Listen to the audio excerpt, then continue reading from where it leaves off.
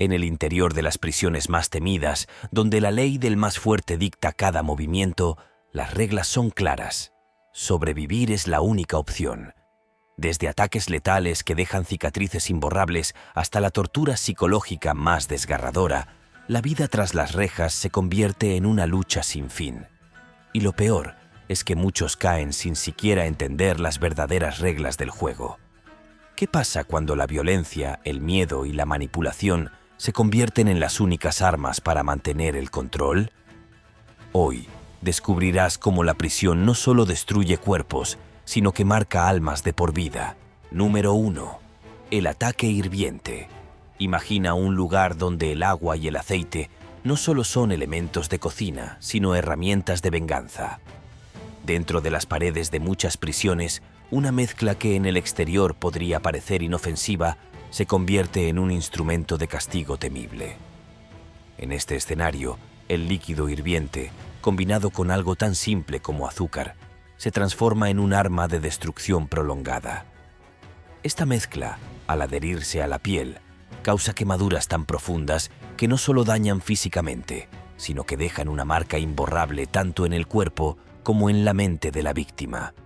El proceso detrás de este método, aunque brutal, tiene una lógica perversa. Los reclusos, quienes a menudo tienen acceso a cocinas o materiales básicos, crean esta receta para resolver disputas o demostrar dominio. Es un símbolo de la creatividad oscura que puede surgir en entornos donde la lucha por el poder es constante y despiadada. Los efectos de estos ataques son devastadores. Las quemaduras no solo desfiguran, sino que también simbolizan el mensaje que el agresor quiere transmitir. Un recordatorio permanente de la vulnerabilidad dentro de las cárceles.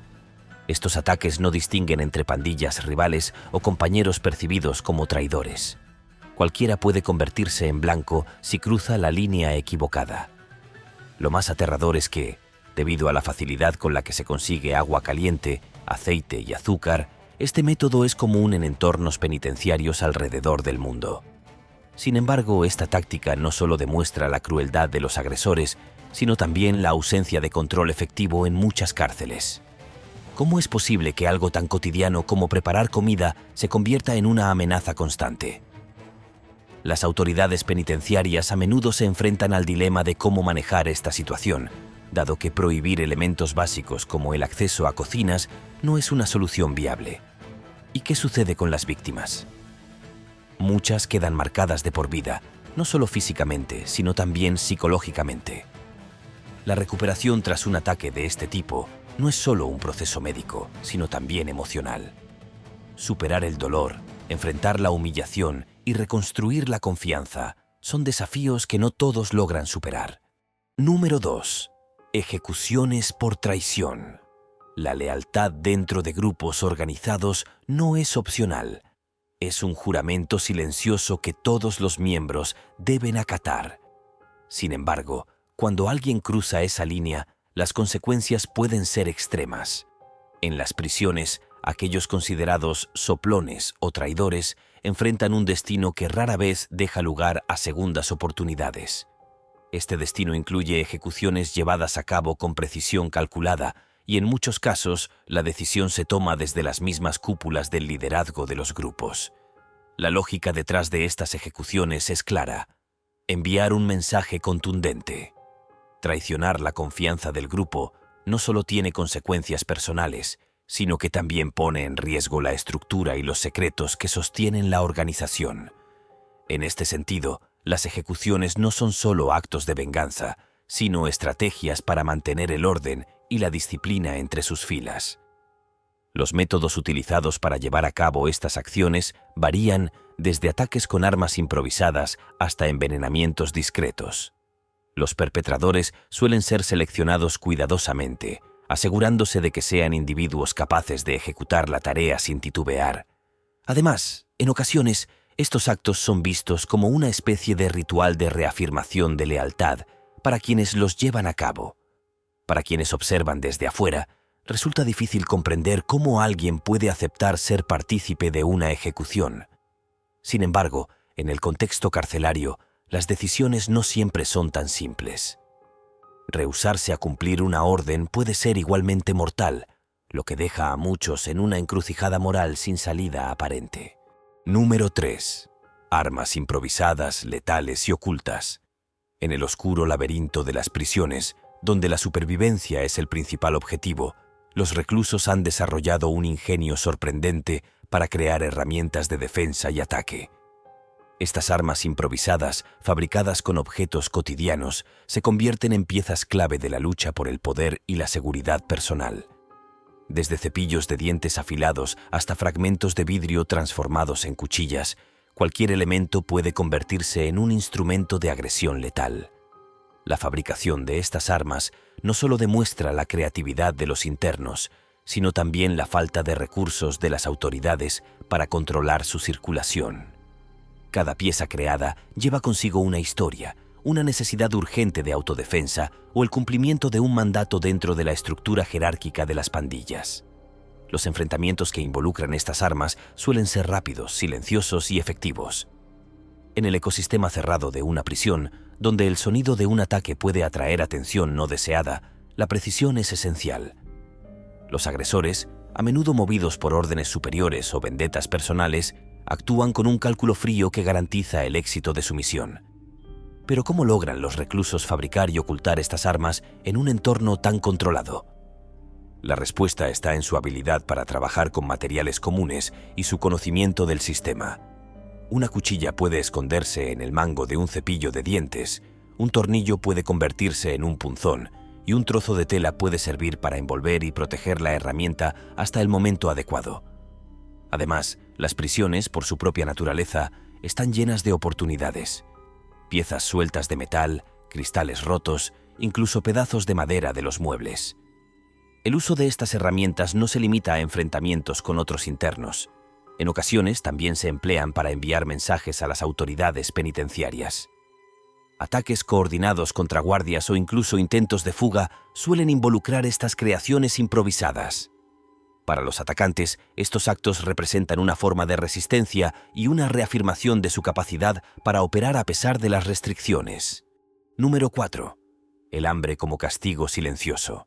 En el corazón de las prisiones, donde la lucha por el poder y el control define cada interacción, la comida no solo es una necesidad básica, sino también una herramienta de castigo.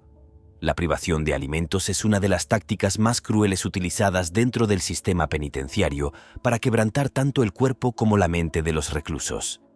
Este método, aunque aparentemente menos violento que otros, tiene un impacto devastador, dejando a las víctimas en un estado de vulnerabilidad extrema. La privación de alimentos no siempre significa la completa ausencia de comida. En muchas ocasiones se trata de servir raciones diminutas, incapaces de satisfacer las necesidades calóricas diarias. Pan enmohecido, carne en mal estado y comida infestada de insectos son solo algunos ejemplos de lo que puede encontrarse en las bandejas de los prisioneros sometidos a esta forma de castigo. Estas prácticas no solo son degradantes, sino que también ponen en riesgo la salud física de quienes las padecen. En otros casos, los alimentos simplemente desaparecen. Un recluso puede ser dejado sin nada durante días, enfrentando el hambre como su único compañero. Este vacío en el estómago no solo debilita el cuerpo, sino que también mina la fuerza mental, convirtiendo a los internos en personas más maleables y susceptibles a la presión de las autoridades o de otros reclusos. ¿Por qué usar el hambre como herramienta? La respuesta es sencilla. Es silenciosa, efectiva y difícil de rastrear. Mientras que una golpiza deja marcas físicas evidentes, la privación de alimentos trabaja desde adentro, erosionando lentamente la resistencia de la persona. Además, esta práctica permite a los responsables mantener una fachada de control sin levantar sospechas inmediatas sobre abusos. Número 5. La violencia sexual como arma de sometimiento. Detrás de los muros de las prisiones, donde la jerarquía y el poder dictan las reglas, existe una realidad profundamente perturbadora: la violencia sexual utilizada como arma de dominación. Aunque es un tema difícil de abordar, esta práctica refleja las brutales dinámicas de control que se desarrollan en los entornos penitenciarios. Los ataques sexuales en prisión no solo son actos de agresión física, sino también una forma calculada de quebrantar emocional y psicológicamente a las víctimas. Estos actos suelen ocurrir en lugares con vigilancia limitada, como duchas, celdas aisladas o rincones apartados de los patios. Las víctimas suelen ser individuos aislados de su grupo o percibidos como vulnerables, lo que los convierte en objetivos fáciles para los perpetradores. En el contexto carcelario, la violencia sexual tiene un propósito más allá del daño físico. Es una forma de humillación que busca destruir la dignidad de la víctima y, en muchos casos, reafirmar el poder del agresor. Para las pandillas rivales, estos ataques pueden ser una táctica para enviar mensajes de intimidación o tomar represalias por conflictos pasados. El impacto en las víctimas es devastador. Más allá de las heridas físicas, las cicatrices emocionales y psicológicas son profundas y duraderas. Muchos desarrollan trastornos como ansiedad, depresión o estrés postraumático, enfrentando una lucha interna constante para recuperar un sentido de seguridad y autoestima. Además, la cultura del silencio en las prisiones dificulta que las víctimas hablen sobre su experiencia, perpetuando el ciclo de abuso. Para los miembros de pandillas como los Hells Angels, ser víctima de un ataque sexual no solo afecta su integridad personal, sino también su posición dentro de la jerarquía del grupo. La humillación asociada a estos actos puede debilitar su estatus y convertirlos en blancos de más agresiones, tanto físicas como psicológicas. Las autoridades penitenciarias, aunque conscientes de la existencia de esta problemática, a menudo enfrentan dificultades para prevenirla. La falta de personal, la sobrepoblación en las cárceles y los recursos limitados complican la vigilancia y el control de estas situaciones. Aunque se han implementado programas y protocolos para abordar la violencia sexual en prisión, el problema persiste debido a las complejas dinámicas de poder que prevalecen en estos entornos. Número 6. Las palizas como castigo silencioso. En el universo cerrado de las prisiones, donde cada acción está medida por jerarquías invisibles, las palizas organizadas por los propios guardias son una forma de disciplina que rara vez se cuestiona.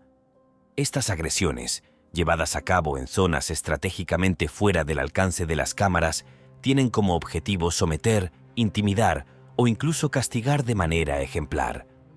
Las palizas no son simples actos de violencia física, están calculadas para infligir el máximo dolor con el menor rastro visible posible. Los golpes se dirigen a partes específicas del cuerpo, como las costillas, el abdomen o la espalda, evitando dejar marcas en áreas expuestas. Porras, puños e incluso botas se convierten en herramientas para ejecutar estas represalias. Estas golpizas suelen ocurrir tras incidentes que los guardias consideran desafiantes.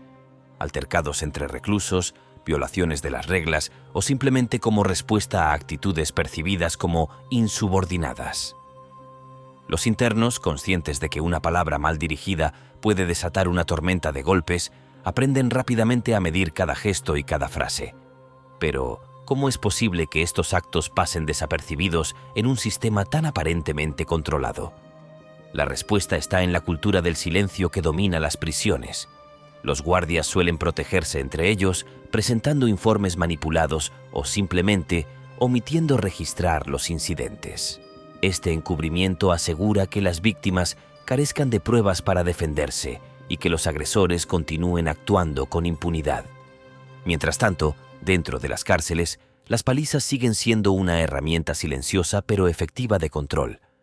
Para los reclusos, cada día trae consigo la posibilidad de enfrentarse a un castigo físico que, aunque invisible para el mundo exterior, deja cicatrices profundas tanto en su cuerpo como en su espíritu. Número 8. Los ataques entre rivales. Una guerra sin tregua.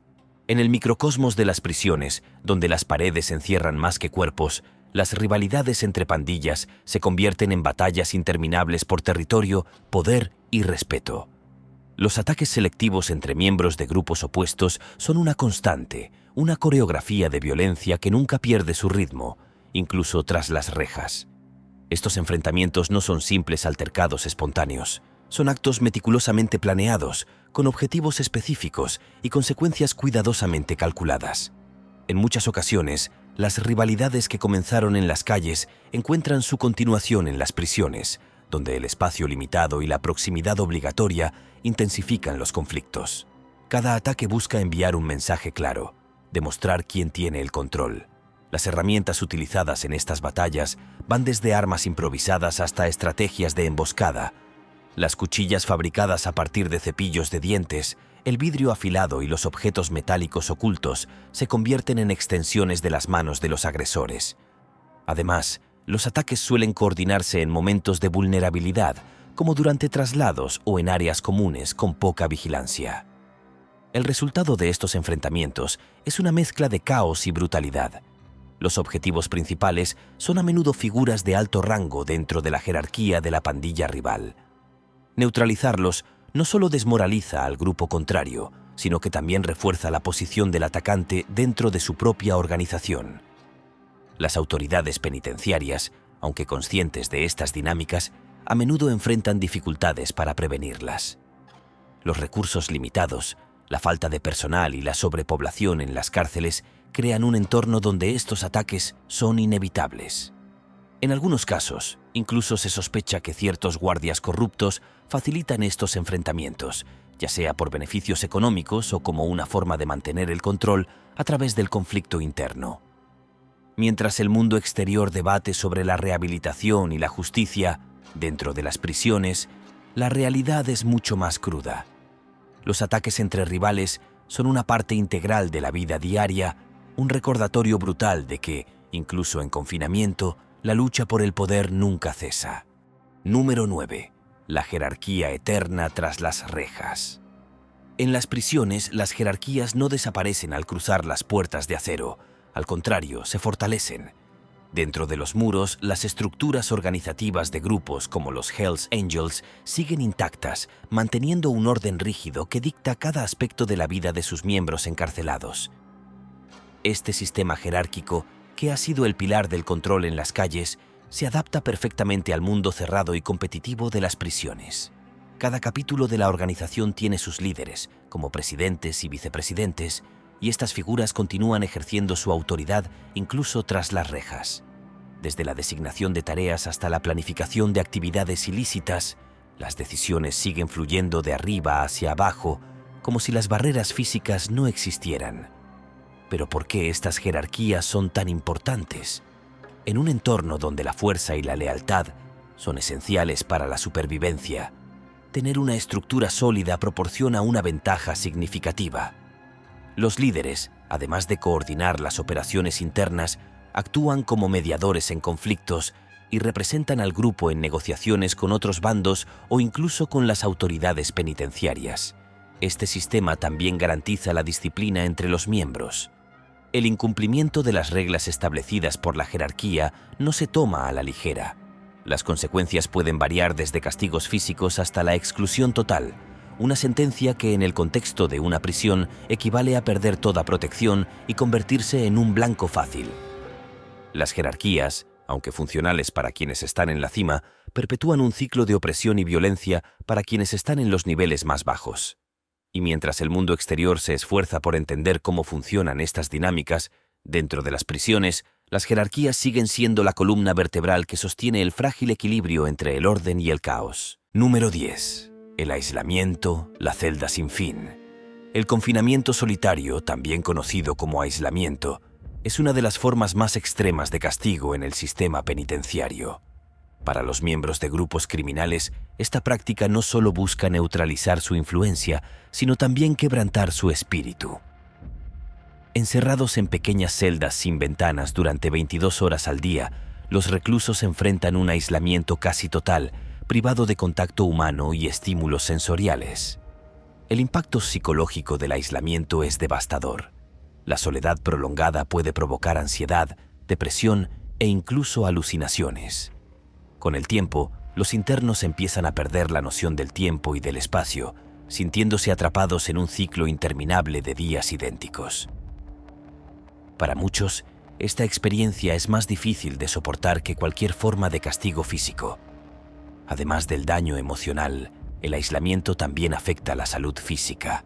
La falta de actividad y exposición a la luz natural puede llevar a problemas musculares, debilitamiento del sistema inmunológico y trastornos del sueño. Los reclusos aislados no solo son privados de su libertad, sino también de su bienestar básico. A pesar de estos efectos, el aislamiento se utiliza con frecuencia en casos donde las autoridades consideran que un recluso representa un peligro significativo para el resto de la población carcelaria. Esto incluye a líderes de pandillas, quienes, incluso tras las rejas, mantienen un alto grado de influencia. Al separarlos de sus compañeros, se intenta limitar su capacidad de coordinar actividades ilícitas o incitar disturbios. Sin embargo, esta práctica no está exenta de controversia. Muchas organizaciones de derechos humanos han denunciado el uso excesivo del aislamiento, argumentando que equivale a una forma de tortura.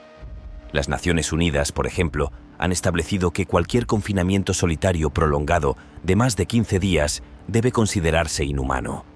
Para quienes han pasado por esta experiencia, las cicatrices psicológicas persisten mucho después de abandonar la celda.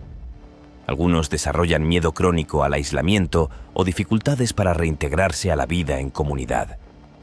La privación sensorial y la falta de interacción humana dejan una marca indeleble en la mente de los sobrevivientes. Número 11. La intimidación mediante la sonrisa de Glasgow.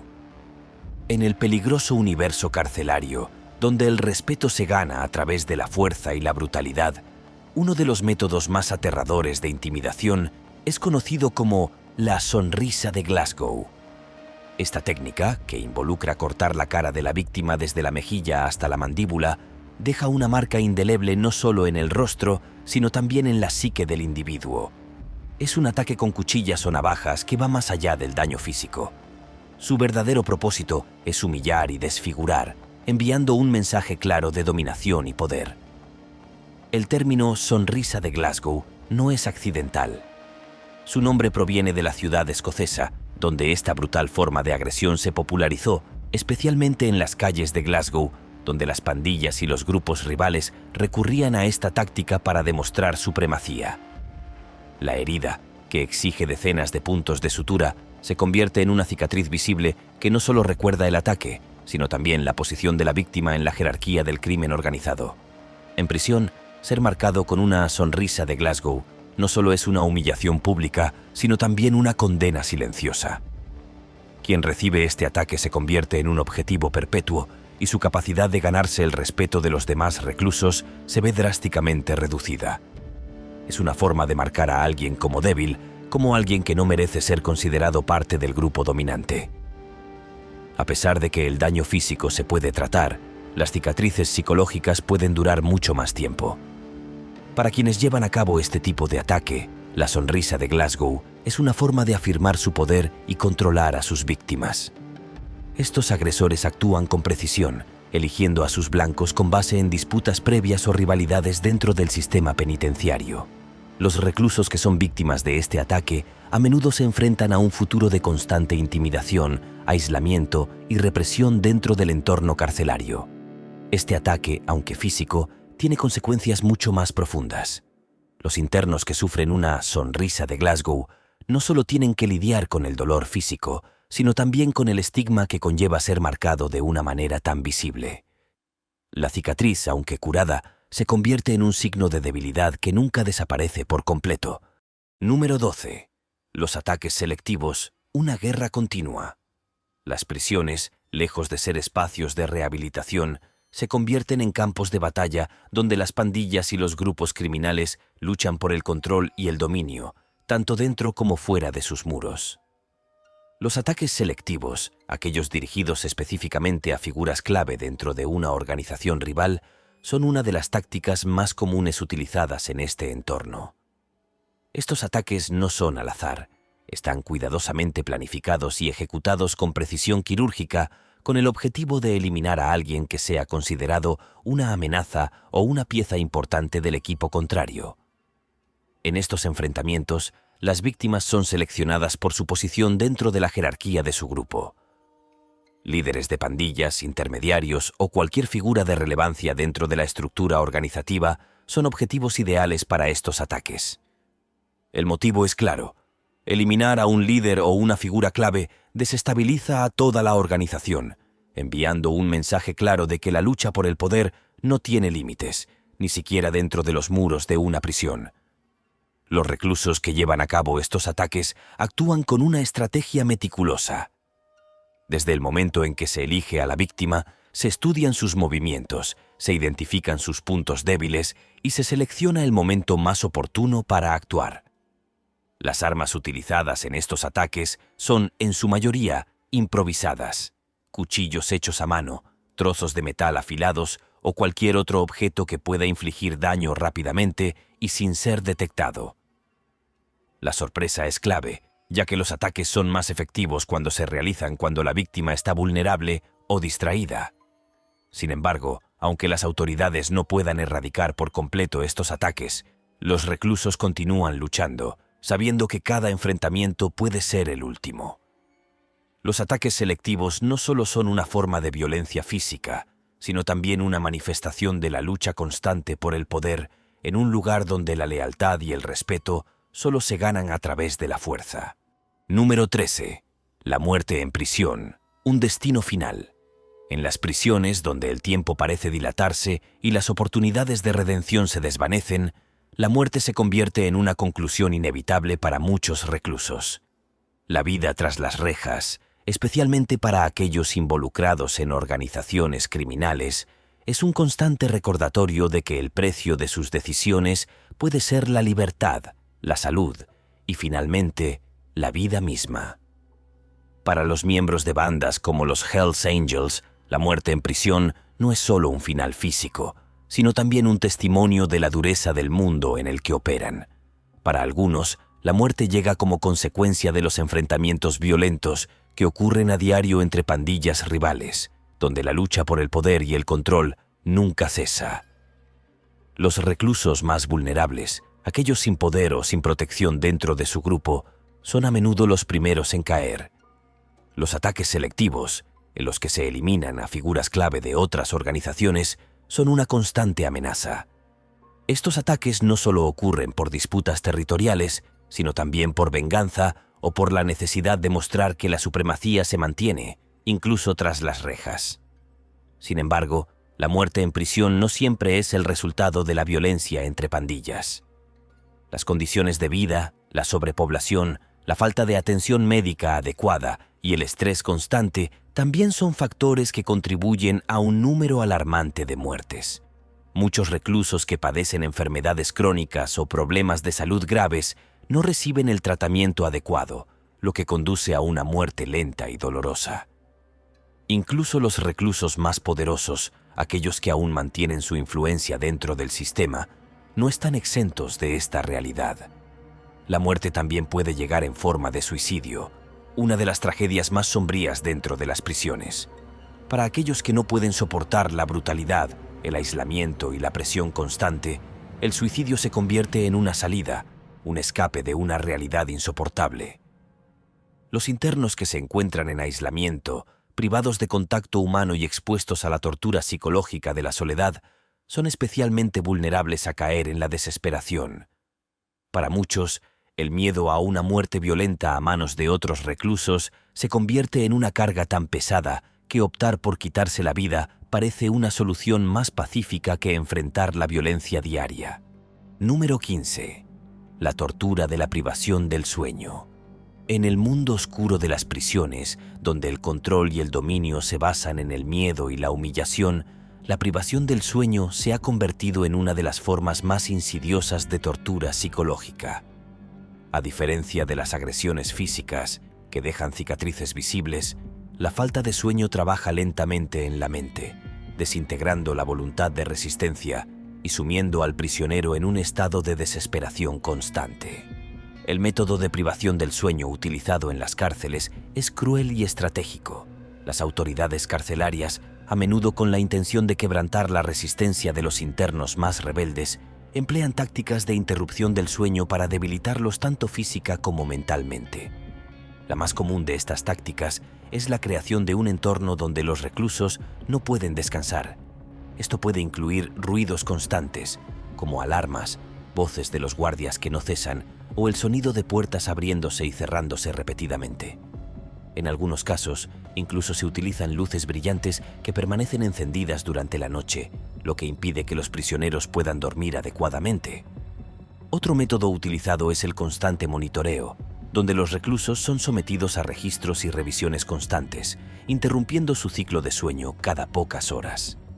Esto no solo afecta su descanso físico, sino que también distorsiona su percepción del tiempo, ya que al ser despertados repetidamente, pierden la capacidad de identificar si es de día o de noche. La privación del sueño, aunque aparentemente menos visible que otras formas de tortura, es una de las más devastadoras. Su poder radica en que no solo destruye el cuerpo, sino que también mina el alma, dejando a los prisioneros con la sensación de estar atrapados en una pesadilla interminable de la que no hay escape.